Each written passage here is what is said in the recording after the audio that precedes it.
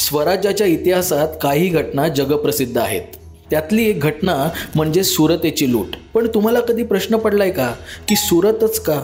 त्याचं कारण असं, इसवी सन 1600 मध्ये स्वराज्याची अवस्था बिकट झाली होती. मुघलांकडून होणारे हल्ले, सतत पडणारा दुष्काळ आणि इतर संकट ह्यामुळे स्वराज्याचा खजिना रिकामा होत होता. हे सगळं बघता एक असं शहर लुटावं ज्यातून मुघलांच्या लुटीची परतफेड केली जाईल अशी मोहीम महाराजांनी आखली. तेवढ्यातच स्वराज्याचे गुप्तहेर बहिर्जी नाईक यांनी महाराजांना एक पत्र लिहिलं. त्यात ते असं म्हणतात, सुरत मारिल्याने अगणित द्रव्य सापडेल. पण प्रश्न तसाच राहतो, सुरतच का? मुळात इसवी सन 300 पूर्वपासून सुरत हे सागरी व्यापारासाठी महत्त्वाचं बंदर होतं. तुम्हाला आश्चर्य वाटेल, पण इसवी सन 1600 मध्ये सुरतेची लोकसंख्या 2 लाख इतकी होती.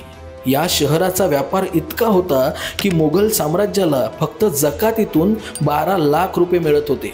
हे सगळं आहेच, पण फक्त सुरत लुटायचं मुख्य कारण म्हणजे मुघल साम्राज्यातील अनेक शहरं धनाढ्य होती, जसं की दिल्ली, आग्रा, ढाका, लाहोर, हैदराबाद, बुरानपूर.